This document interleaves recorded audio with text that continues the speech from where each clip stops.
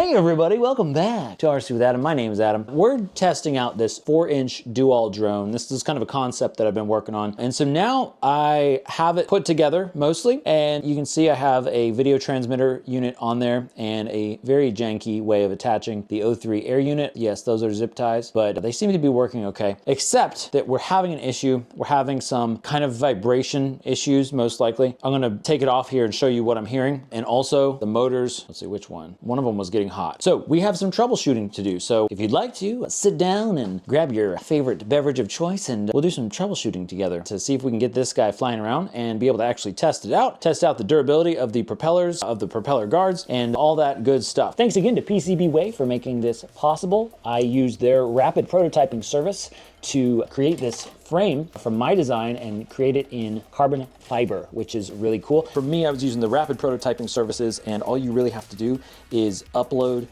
the appropriate file for the model that you want made, and then decide on the material and the quantity, and then any sort of special instructions like blueprints or any kind of, I don't know, writing or wording that you want on there, kind of extra stuff. But they give you an estimate, and then they'll get back to you, usually like within 24 hours, with an actual price, and then from there you can decide if you want to go ahead with the order or not. That might be something you want to do if you're going to do some prototyping. So let me show you what's going on. So go ahead and listen for this. Taking off.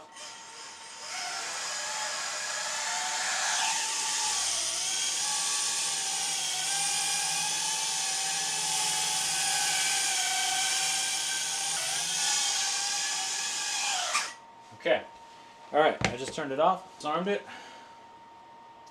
Okay, we're gonna safely touch the motors. Oh shoot, wait, that's actually not too bad. Okay, that's weird. Before, what was happening was one of the motors was getting really hot, and anytime a motor gets really hot, that's a bad sign. If they're all getting equally hot, that just means you're working your motors really hard. But if one of them gets hot, that means that there's probably something wrong with either with that motor or the signal that the motor is receiving. Okay, that's interesting. I guess let's try that again. Let's go into FPV and try that out, because previously what was happening was I was hearing more of almost a ringing, almost a kind of a sound where like you can hear kind of the resonance of the frame, because this is quite like, let me, if you can hear this. Can you hear that? I'm flicking the prop guards.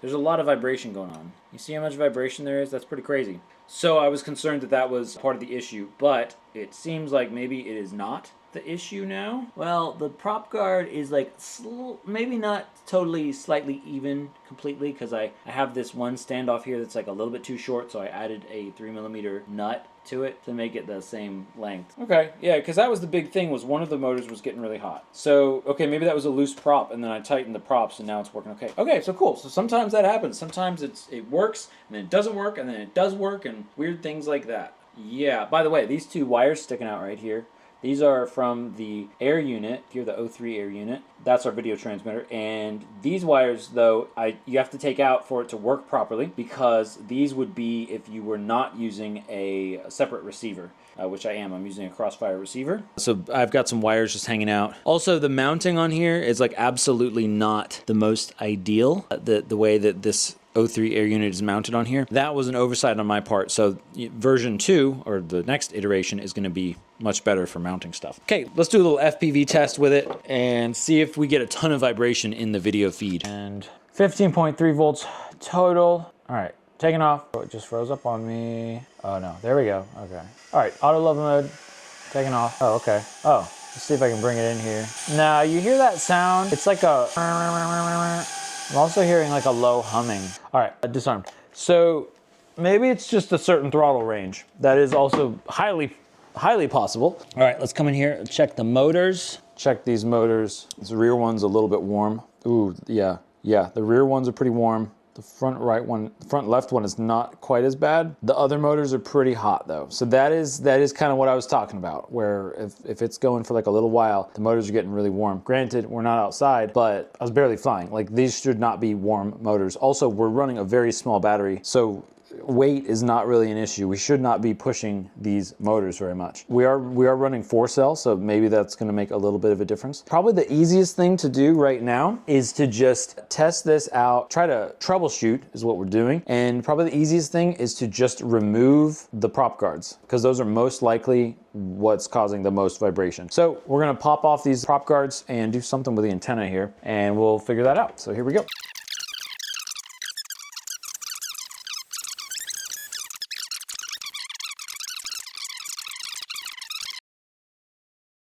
So I plugged it in and the ESCs sounded at separate times. That's not a good sign.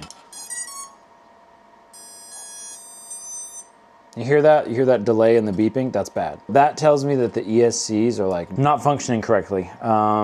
They should all be at the same time. Let's try it again.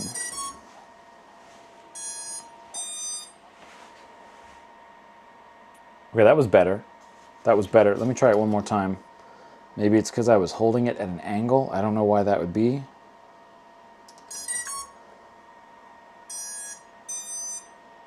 Okay, that seemed all right.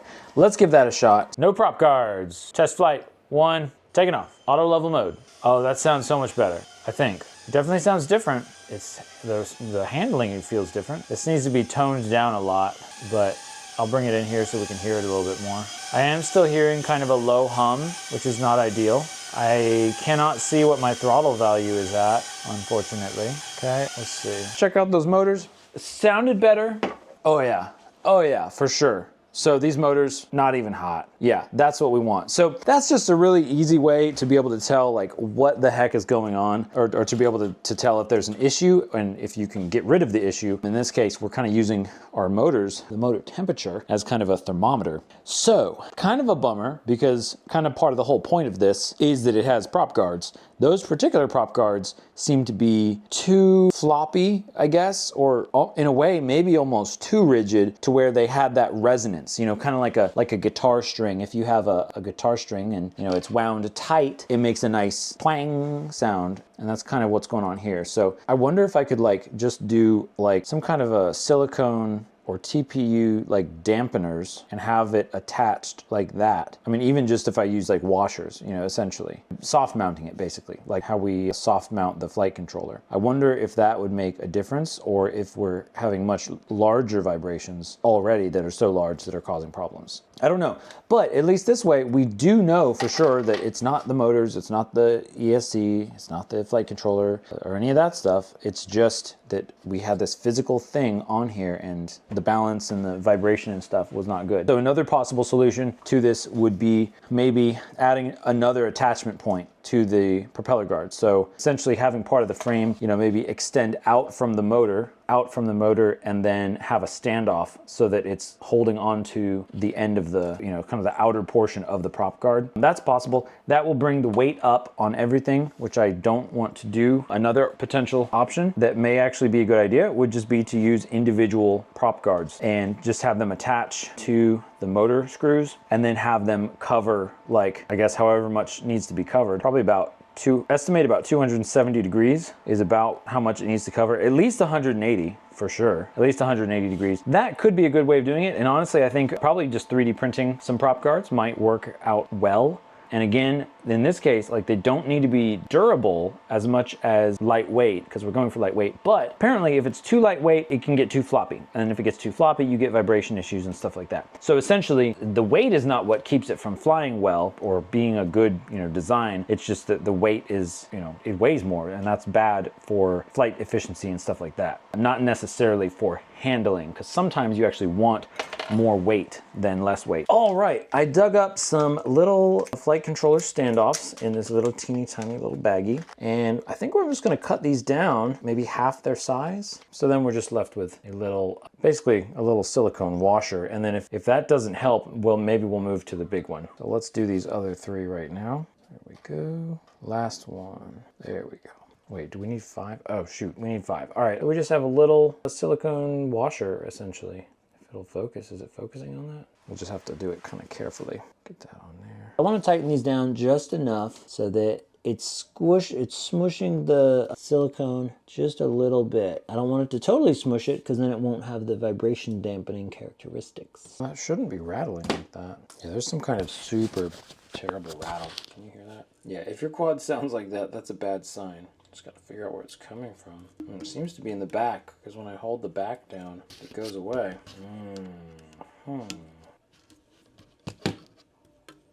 Yep, that's what it was. Okay. Yeah, this screw was loose, and maybe that was the problem in the first place. It's quite possible. Since I am using an extra nut to try and maintain the right height, maybe that nut was loose. It's possible. Okay, that's much better. Okay, taking off. All right, sounds pretty quiet. I'm just gonna fly around just a little bit to get a feel for it. It actually feels pretty darn great.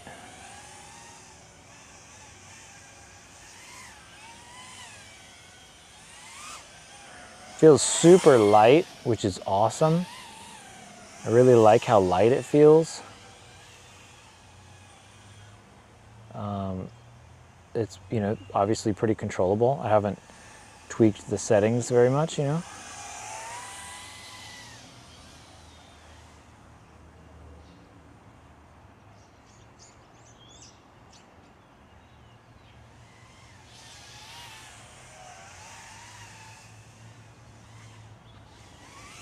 Oh, no. Image transmission lost. So that's a real world durability test. Level 1 is what we call that in the biz. Let me bring this over to the camera here. I'm seeing some damage on the propellers. Looks like the propellers, the front left propeller, if we're looking at it, you know, straight down. Surprisingly, everything seems to be okay.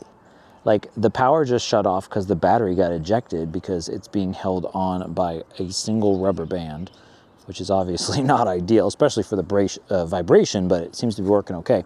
Otherwise, it flew quite nicely. It was very, very light. And these, by the way, are only 3.5-inch props. So I imagine it would feel even lighter and possibly be quieter with 4-inch propellers. So that's exciting. Everything else stayed on, which I'm really happy about. And it looks like my janky little DIY camera mount is still going strong. I'm gonna do a little bit of bumping into this thing, just at very low speeds, minor bumps.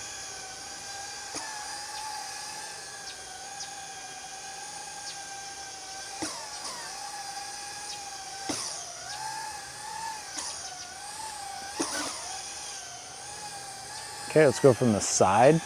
So this would essentially, you know, we're simulating bumping into a wall. Maybe you're inside filming, that kind of thing. Oh, we almost caught on that screw right there. And we are in air mode right now. Let's go to just acro mode, or that was air mode, auto level mode. Let's go to just acro mode, and it shouldn't freak out as much when we bump into something. Let's go to air mode now.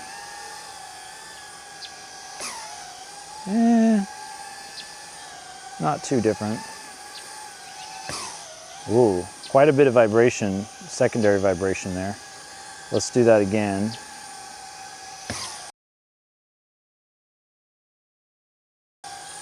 Pretty similar. I would say it's pretty similar. And this way, when we go straight into it, the camera portion should be protected. Like that. Yeah. See, so we're up against the wall and the camera is protected, so that's great.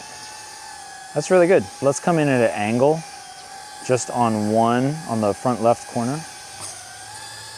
Okay. Wow, that's actually surprisingly durable. That's very surprising. Okay, awesome. All right, and we're gonna go ahead and take off here in air mode.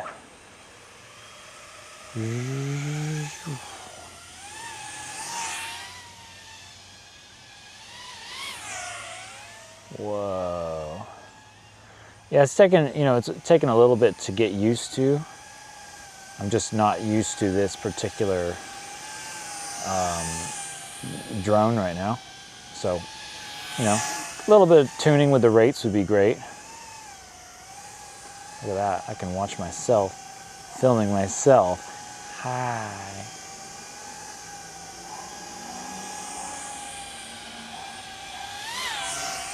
But see, like, I'm able to fly really closely to myself, and I feel okay with that. The yard's a mess right now. I know. I mean, it could be worse, I guess, but you know, it doesn't look pretty right now, let's say that. But that's okay. I'm just glad to have a yard. All right, so, but yeah, very controllable, maneuverable, very quiet. Like flying this around, I hear some dog barking. I don't know if the dog heard this. I doubt it, probably something else. But this, you could absolutely fly this around in your backyard and not really bug your neighbors. It's quieter, you know, than a vacuum cleaner, for sure. I'm pretty stoked about that. A little twitchy there.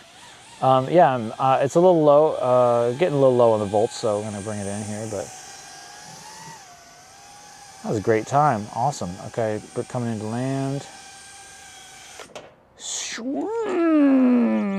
I'm just tickled that this thing works as well as it does, and it took that crash and it's held up to the bumps and everything. Like, that's so cool. So stay tuned. We're gonna keep testing this and improving it, and hopefully get it to what I envision it to be, which is kind of like a 4-inch size do-all drone FPV platform. Lessons learned here: if something isn't working, take a look at it, and you might be able to actually get it working and kind of figure out the problem, do some troubleshooting, and you can like potentially turn the whole situation around, which is so just fantastic. Hey, thanks for joining me.